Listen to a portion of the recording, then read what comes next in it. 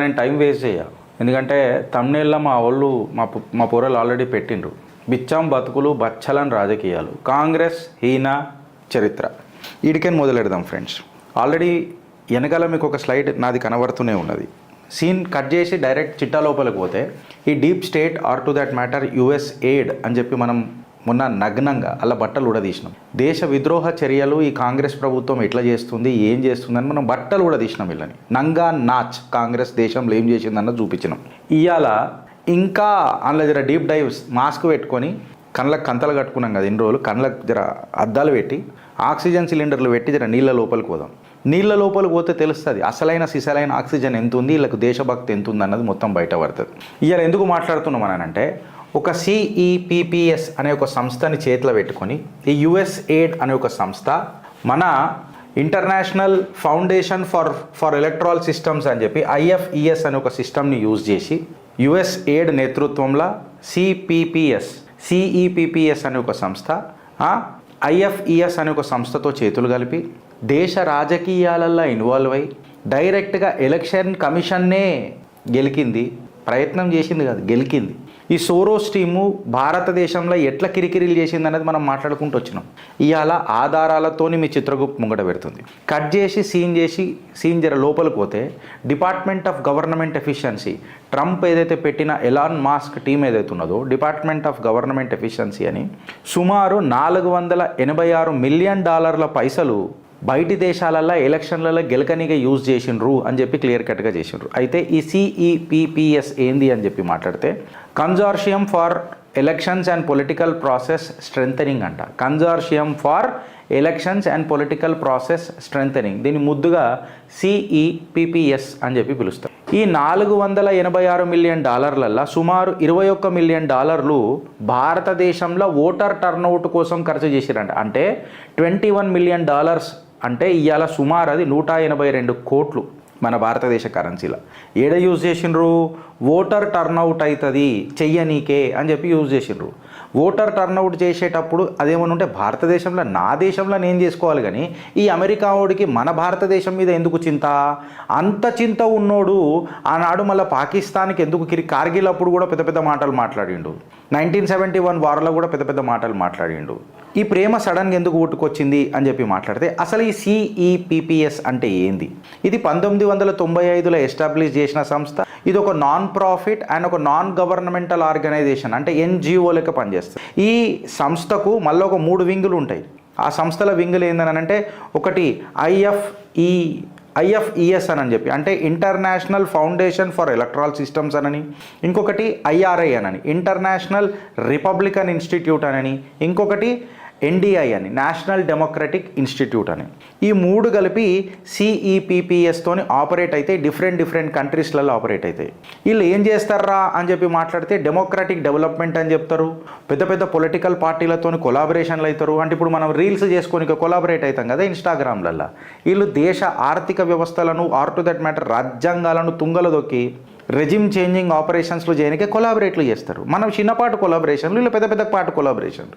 ఆ దేశాలలో election మేనేజ్మెంట్లు, పార్లమెంట్లను, civil సర్వెంట్లను, civil గ్రూప్లను, democratic యాక్టివిస్టుల పేర్ల మీద చలామణి. ఇప్పుడు షర్జిల్ ఇమామ్ గాడు, జుబైర్ గాడు, డ్రూ రాఠీ గాడు, వీళ్ళందరూ ఇసుంటోళ్ళని పెంచి పోషించి దేశంలో ఒక నరేటివ్ బిల్డింగ్ కెపాసిటీ తయారు చేసి ముంగడికి తీసుకుపోయి ప్రజలను కన్ఫ్యూజ్ చేసే తత్వం చేస్తారు. సుమారు 140 దేశాలల్లో ఈ CEPPS నడుస్తుందంటే మీరు నమ్ముతారా? ఇదన్నీ పెద్ద మానవ హక్కుల కోసమని, గవర్నెన్స్ కోసమని, ప్రోగ్రామింగ్ అని, పార్ట్నర్షిప్ అని చెప్పి ఎక్సెట్రా నడుపుతారు. అయితే కట్ చేసి సీన్ లోపలికి పోతే ఏంది అని అంటే, ఈ CEPPS అనేది యుఎస్ ఎయిడ్ సంస్థ. దీనికి ఫండింగ్ ఇచ్చేది మొత్తము ఈ యుఎస్ ఎయిడే. అయితే ఒక డాక్యుమెంట్ రివ్యూ ఫైనాన్షియల్ ఇయర్ 2024లో తీసి చూస్తే United state agency for international development aid budget ఏదైతే ఉందో దాని డాక్యుమెంట్ తీసి చూస్తే 26 ఏప్రిల్ 2023 డేటా అబ్స్ట్రాక్ట్ తీసుకొని చూస్తే సుమారు యుఎస్ ఎయిడ్ అనేది $2 బిలియన్ మన ఎలక్షన్స్ అండ్ పొలిటికల్ ప్రాసెస్లో ఇంటర్ఫియర్ చేయనికే వాడినరు అనేది ఒక గంభీరమైన ఆరోపణ కాదు, ఆధారాలతో ఇలా మీ ముంగడికి వచ్చింది చిత్రగుప్త. సుమారు ఈ CEPPS ఏదైతే ఉందో దీనికి 66% ఏదైతే ఉన్నదో అది యుఎస్ ఎయిడ్ నుంచి ఫండింగ్ వస్తుందని చెప్పి రాజకీయ విశ్లేషకారులు మాట్లాడుతున్నారు, ఆధారాలు కూడా చూపుతున్నారు. ఈ ఫండింగ్ అనేది 66% పెరిగిందంట. ఏ సంవత్సరంలో 2021 నుంచి. అయితే బిగ్గెస్ట్ రెడ్ ఫ్లాగ్ మన అందరికీ ఏందనంటే ఫ్రెండ్స్, అసలైన సిసలైన మనము భయపడాల్సింది ఆర్ అప్రమత్తం కావాల్సింది ఏందనంటే, ఇది కేవలం ఎలక్షన్ కమిషన్లని అసిస్టే చేసుడు కాకుండా వీళ్ళు పొలిటికల్ పార్టీలతో కొలాబరేట్ అయ్యి, సివిల్ సొసైటీ గ్రూప్స్తో కొలాబరేట్ అయ్యి, ఎలక్షన్ మానిటరింగ్ బాడీస్ని కొలాబరేట్ అయ్యి దేశంలో హస్తగతం చేసే ప్రయత్నం చేస్తున్నారు చూడు. ఇది చాలా పెద్ద లొల్లి. ఈ మాట నేను మాట్లాడేటప్పుడు మీకు ఆధారాలు చూపుతానన్నప్పుడు ఖచ్చితంగా నేను ఆధారాలు చూపుతా. ఇవాళ బొకో హారంకి $8 బిలియన్ US ఎయిడ్ వచ్చిందంటే మీరు నమ్ముతారా? బొకో హారం అనే సంస్థ ఎంత పెద్ద తీవ్రవాద సంస్థనో మనందరికీ తెలుసు. ఇస్లామిక్ రాడికల్స్ అందరూ ఈడ ఎట్లా తాండవమాడతారో మనందరికీ తెలుసు. ఈ నా కొడుకులకు $8 బిలియన్ ఫండ్ US ఎయిడ్ ఇచ్చింది. మళ్ళీ వీళ్ళు టెర్రరిజం కోసం కొట్లాడుతున్నామని చెప్తారు. ఇది నేనన్న మాట కాదు, department of government efficiency Elon Musk disclose చేసిన కథ. అందులో మెయిన్గా నేను చెప్తున్నా, ఇగో ఇక్కడ చూడండి మీరు, డిపార్ట్మెంట్ ఆఫ్ గవర్నమెంట్ ఎఫిషియన్సీ ఏమని చెప్పింది, ఇందులో $21 మిలియన్ ఓటర్ టర్న్అవుట్ రేషియో ఏదైతుందో అది ఇండియాకి ఇచ్చింది. $21 million, $20 million physical federalism in Nepal అని అంట. నేపాల్లో ఫిజికల్ ఫెడరలిజం ఏముంటుంది, ఇలా అయ్యాల జాగిరి కాకపోతే. దాని తర్వాత 19 million biodiversity conservation in Nepal అని అంట. బయోడైవర్సిటీ కన్జర్వేషనా మీరు చూడండి, నేపాల్లో మన చుట్టుపక్కలనే. $47 million improving learning outcomes in Asia అంట. ఏషియాలో ఏం లెర్నింగ్ అవుట్కమ్లు ఇంప్రూవ్ చేస్తావరా పోయి నాకు అర్థంగా. చుట్టుపక్కల ఉన్న దేశాలు పాకిస్తాన్, బంగ్లాదేశ్ తప్ప, ఆఫ్ఘనిస్తాన్ తప్ప, ఇటు చైనా, ఇటు ఇండియా, ఏషియా పర్లేదే కదా. పాకిస్తాన్, బంగ్లాదేశ్ నువ్వు నీ నేతృత్వంలో నడిచింది కాబట్టి అట్లా సంఖ్య నాకిరు. And 21 million aid for India. ఆధారాలతోనే మీ చిత్రగుప్త ఫ్రెండ్స్ ఇక్కడ చూడండి. మన చుట్టుపక్కల కూడా కంప్లీట్గా నేపాల్లో కిరికిరి చేసిరు, బంగ్లాదేశ్లో కిరికిరి చేసిరు. డిపార్ట్మెంట్ ఆఫ్ ఎఫిషియన్సీ ఇచ్చిన ఆధారం మీ ముంగట పెట్టిన. ఈడికి ఆగిపోయిందా అంటే ఈడికి ఆగదు. ఇప్పుడు చూడండి ఇక అసలైన సిసలైన కథ ఈడ మొదలవుతుంది. ఈ CEPPS ఏదైతే ఉన్నదో 3 రకాలుగా ఆర్గనైజేషన్లతో మనం పనిచేస్తుందని చెప్పినాం. ఒకటేమో IFES international foundation for electoral systems అని చెప్పి, ఇంటర్నేషనల్ రిపబ్లికన్ ఇన్స్టిట్యూట్ అని, ఇంకొకటి నేషనల్ డెమోక్రటిక్ ఇన్స్టిట్యూట్ అని, NDI, IRI, ఇంకొకటి IFES. ఈ US ఎయిడ్ ఎలక్షన్ కమిషన్కి సిగ్నిఫికెంట్ ఇన్ఫ్లుయెన్స్ ఇండియన్ ఎలక్షన్స్లలో కూడా ఇన్వాల్వ్ అయింది. సుమారు ఈ CEPPS ఏదైతుందో $3,18,614 2018 ఫైనాన్షియల్ ఇయర్లో భారత ఎలక్షన్ కమిషన్కి ఫండింగ్ చేసింది. ఆడిట్ రిపోర్ట్లో బయటపడ్డ కథనాలు మీ ముంగట పెడుతున్న ఫ్రెండ్స్. చూడండి ఆధారాలు. ఇప్పుడు మా వాడు దీన్ని ప్రొజెక్షన్ చేసి చూపిస్తాడు మీకు తర్వాత. Consortium of elections and political process CEPPS federal structure దాన్ని అవార్డు చేసిన ఇగో ఈ స్క్రీన్ షాట్ మీ ముంగట పెట్టిన ట్రాన్సాక్షన్ స్క్రీన్ షాట్. ఇండియాకు ఇగో ఇక్కడ హైలైట్ చేసిన, ఇండియాకు ఎంత వచ్చింది ఫ్రెండ్స్, $3,19,667. ఇప్పుడు దీని మీద ఏం మాట్లాడుతారో చెప్పుండ్రి. కట్ చేసి సీన్ లోపలికి ఎంటర్ అయితే షాకింగ్ నిజం ఏందనంటే, ఈ international foundation of election systems or electoral systems whatever it is, ఇది MOU సైన్ చేసింది ఎలక్షన్ కమిషన్ ఆఫ్ ఇండియాతో 2012. సంవత్సరం ఏంది 2012. ఎవడు అప్పుడు ఎలక్షన్ కమిషనరు, ఎవరి నేతృత్వంలో జరిగింది ఇది అంటే SY కురోషి. ఇక మీకు అర్థమవుతుందో 2012 ఈ గంభీరమైన ఆరోపణలకు వాళ్ళు ఏం తిప్పి కొడతారో కాంగ్రెస్ వాళ్ళని. ఎలా మీ మొల్తాడులు ఉంటే, మీకు మొగతనం ఉంటే, మీరు మొగోళ్ళు అయితే, మీరు మునగాళ్ళు అయితే తిప్పి కొట్టరు. ఇప్పుడు చిత్రగుప్త కులేఆం ఢంకేపే చోటు నేను అడుగుతున్నా, ఇవాళ రాజ్యాంగాన్ని మార్చేది ఓడరా రాజ్యాంగాన్ని మార్చేది, భారత్ని హస్తగతం చేద్దామని అన్నది ఎవడరా? ఇప్పుడు ఆన్సర్ చెప్పుర్రి నాకు. ఈ స్క్రీన్ షాట్ పెట్టిన తర్వాత ఏమేమి MOU రాసుకున్నారా ఎలక్షన్ కమిషన్తో మీరు 2012? Funded by US aid and several private entities. ఈ క్వశ్చనబుల్ మోటివ్స్ ఏంది? ఈ ప్రశ్నలకు సమాధానం ఎవడు చెప్తాడు? May 2012 ఈ election commission of India memorandum of understanding international foundation for electoral systems in New Delhi ఎందుకు సైన్ చేసింది? ఆ MOU ఏంది అని అడుగుతున్నా. ఎవడు సైన్ చేసిండు అంటే SY కురోషి, ఆనాటి chief election commissioner of India, and William Sweeney, president and CEO of IFES. ఇది వాస్తవమా కాదా?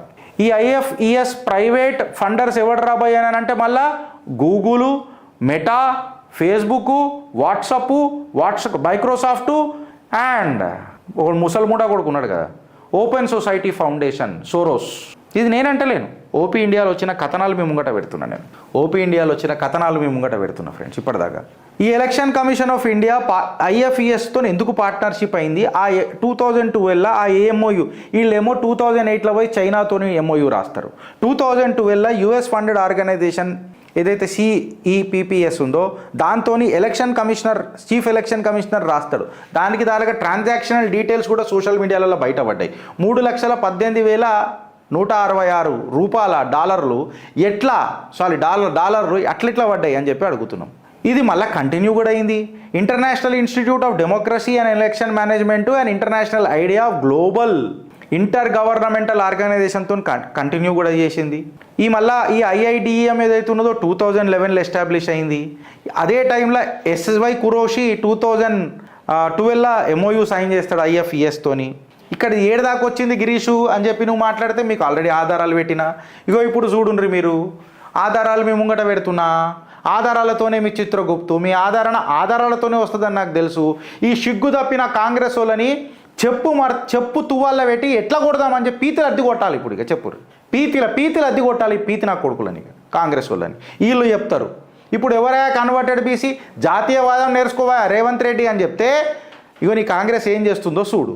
నాకు నా దేశం ఇంపార్టెంట్ డైరెక్ట్ చెప్తున్నా. ఇప్పుడు చూడుండ్రి, hour foundations and private donors అని చెప్పి USAID రాసినప్పుడు ఓపెన్ సొసైటీ ఫౌండేషన్స్ అని చెప్పి వస్తున్నది మళ్ళీ USAIDకి.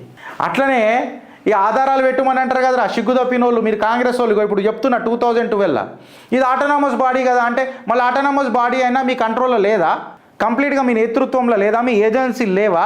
ఆనాడు ఈ పేపర్లలో బయట ఎందుకు పెట్టలే? మళ్ళీ ఆటోనామస్ ఉండొచ్చు, అది స్వచ్ఛంద సంస్థ ఉండొచ్చు, ఇండిపెండెంట్ ఉండొచ్చు, నేను కాదని అంటలేను. బట్ అట్లీస్ట్ ఇది రావాలే కదా. ఇవాళ ఎందుకు వస్తున్నాయి బయటికి ఇవన్నీ? నా దేశ ప్రధాని నరేంద్ర దామోదర్ దాస్ మోడీ అయిన తర్వాత, అది కూడా ఆయన అమెరికాలో పోయి ట్రంప్ని కలిసిన తర్వాత ఈ డేటాలన్నీ బయటకు వస్తున్నాయి. లాగులు అడదిస్తాం ఒక్కొక్క కాంగ్రెస్ ఓడికి హెచ్చరిక జారీ చేస్తున్న చిత్రగుప్తు ద్వారా. ఇప్పుడు చూడండి ఇదేం చెప్తారో చెప్పురి నాకు. Doctor SY Qureshi former chief election commissioner William స్వీనేతోని ఎందుకు ఉన్నాడు? ఎందుకు MOU ఏం సంతకాలు చేసిరు? వీళ్ళు ఏం ఫైల్ సబ్మిట్ చేసుకున్నారబ్బా? ఒక జ్యుడిషియరీ ఏనా చేసిందా? స్వచ్ఛంద సంస్థనే కదా జ్యుడిషియరీ కూడా. మరి ఎందుకు చేయలే? మీరెందుకు చేసారు చీఫ్ ఎలక్షన్ కమిషనరే? ఆనాడు ఏమి వివశత ఉండే మీది, ఏం కంపల్షన్ ఉండే మీది? ఈ ప్రశ్నలకు ఎవడు సమాధానం చెప్తాడు? బైలేటరల్ ఫండర్స్ ఎవర్రా FE మన CEPPSకి అని చెప్పి మాట్లాడితే ఇగో చూడుర్రి ఫండర్లు USAID, మన చీఫ్ ఎలక్షన్ కమిషన్ పేరు కూడా వస్తుంది. ఇడా న్యూజిలాండ్, కెనడా, ఈ ఆస్ట్రేలియన్ ఏడు, ఇదంతా పక్కకు పెడదాం. ఈడ ఎలక్షన్ కమిషన్ ఎందుకు వచ్చింది నీ ఫండర్లల్లా? అంటే ఇండైరెక్ట్గా గవర్నమెంట్ ఆఫ్ ఇండియా డైరెక్ట్ చేతులు కలపలేక ఈ ఎలక్షన్ సిస్టంలో ఓటర్ టర్నౌట్ కోసం 182 కోట్ల కోసం దేశాన్ని తాకట్టు పెట్టినరా అని అన్నది ఇలా ప్రశ్న. అందులో $485 మిలియన్ ఏషియాలో ఖర్చు చేసిరట. ఏషియాలో ఖర్చు చేస్తే ఏషియాలో ఏడ ఖర్చు చేసిర్రా భయ్ అని చెప్పి చూస్తే, ఏషియాలో ఏడ ఖర్చు చేసిర్రా భయ్ అని చూస్తే ఈ లోన్ డాక్యుమెంట్స్ ఇవన్నీ ఏం చేస్తాయి అంటే చైనీస్ కంపెనీలకు టైఅప్ ఉన్నాయని తెలుస్తుంది. అంటే వీడు పేరుకే పాంపగా తోక చుట్టమంటాం చూడు, వీడు పేరుకే చైనా అని ఒరుతాడు కానీ సంక నాకుతాడు బెల్లం పెట్టుకొని చైనా. ఆ టార్గెట్ అంతా భారతే చైనీస్ కంపెనీలతో బయటపడ్డది. ఈ ఆధారాలు మేము ముంగట పెట్టిన ఫ్రెండ్స్. కాంగ్రెస్ లీడర్ శ్యామ్ పిత్రోదా గాడు ఏమంటుండు తెలుసా? China as an enemy Rahul Gandhi has praised China multiple times. చైనాని మనం ఎనిమీ అనుకోవద్దట, వీళ్ళు పాకిస్తాన్ని ప్రేమించాలంటారు, చైనా మన దుష్మన్ కాదని అంటారు. రాహుల్ గాంధీ చైనా చాలా మంచి దేశం అని పార్లమెంట్ సాక్షిగా మాట్లాడతాడు. ఒక్కనాడు కూడా ఇలా నోట్లలో మన్నువాడ ఒక్కరోజు కూడా భారత్ ప్రతిభను మాత్రం పొగడాడు. ఇక COVID-19 తర్వాత ఎక్సెట్రా ఏమైందో అది చాలా పెద్ద డీటెయిల్స్ ఉన్నాయి, ఇక నేను మాట్లాడతలేను. LLC ఇన్ తంపాల కూడా almost $178 million from HHS as an ఒక మైగ్రెంట్ ఫెసిలిటీ అని చెప్పి ఫండింగ్ వచ్చింది ఆడ కూడా. మళ్ళీ దాని మీద ఏం మాట్లాడతారు ఫ్రెండ్స్? ఈడ మీరు అర్థం చేసుకోవాల్సింది ఏంటనంటే ఈ USAID అనేది ఏదైతే ఉందో, నువ్వు సంపాదించినా ట్యాక్స్ కట్టాలా, నువ్వు అది ఖర్చు పెట్టినా ట్యాక్స్ కట్టాలా, నువ్వు అది సేవ్ చేసుకున్నా ట్యాక్స్ కట్టాలా, నువ్వు సచ్చినా ట్యాక్స్ కట్టాలా. వీళ్ళేమో దోపుతారు. ఇలా ఎలాన్ మాస్క్ అనేటోడు థ్రెట్ టు డెమోక్రసీ అని చెప్పి చాలామంది మాట్లాడుతున్నారు. చిత్రగుప్తులో కూడా చెడ్డి లిప్తాం ఒక్కొక్కడివిగా. మేము డెమోక్రసీకి థ్రెట్ కాదు రే, మీ అడ్డమైన రాజకీయాలకు మేము థ్రెట్, ఇది గుర్తుపెట్టుకోండి ఫ్రెండ్స్. మీరు ఆలోచిస్తారా అనుభవిస్తారా అని చెప్పి మాట్లాడుతున్నా. ఒక USAID అనే సంస్థ, CEPPS అనే ఒక సంస్థను పెట్టి, IFES అనే ఒక సంస్థను పెట్టి దాని ద్వారా మనం ఎలక్షన్ కమిషన్కి పైసలు ఇచ్చి ఓటర్ టర్న్అవుట్ రేషియోని ఇంక్రీజ్ చేయడానికి వీడికి ఏం పని మన దగ్గర. $21 మిలియన్ ఇచ్చిండ్రు, అంటే సుమారు 182 కోట్లు ఈ లెక్కల. 182 కోట్ల కోసం ఈ కాంగ్రెస్ పార్టీ తాకట పెట్టి పడదొబ్బింది దేశాన్ని. 2012 ఎలక్షన్ కమిషనర్ కురోషి ఏం సంతకం చేసిండు? ఎలక్షన్ కమిషన్కి అమెరికా యుఎస్ఏడ్కి ఏం సంబంధం? స్వచ్ఛంద సంస్థ, నువ్వు ఎలక్షన్లో చేరాబాయి, నీకు అమెరికాతో ఏం సంబంధం, యుఎస్ఏడ్తో ఏం సంబంధం? ఇప్పుడు ఇది ఎట్లుంటుందంటే, నేను చిత్రగుప్తు పెట్టి నేను జర్నలిస్ట్ కాకపోయినా వార్తలు చెప్తున్నాం. మేము పోయి ఆపరేషన్ థియేటర్లలో ఆపరేషన్లు చేసినాం అనుకో, చెప్పుతో కొడతారు మమ్మల్ని. ఇప్పుడు మేము ఏం చేయాలి? మళ్ళీ ఏ తువ్వల్లా ఏ చెప్పు మడత పెట్టి ఏ పీతులు అద్దె కొట్టాలి వీళ్ళని? మీరు చెప్పురి నాకు. మీ రాజకీయాలలో మన్నువాడ ఆలోచిస్తారా లేక అనుభవిస్తారా ఫ్రెండ్స్? భారత్ మాతాకి జై.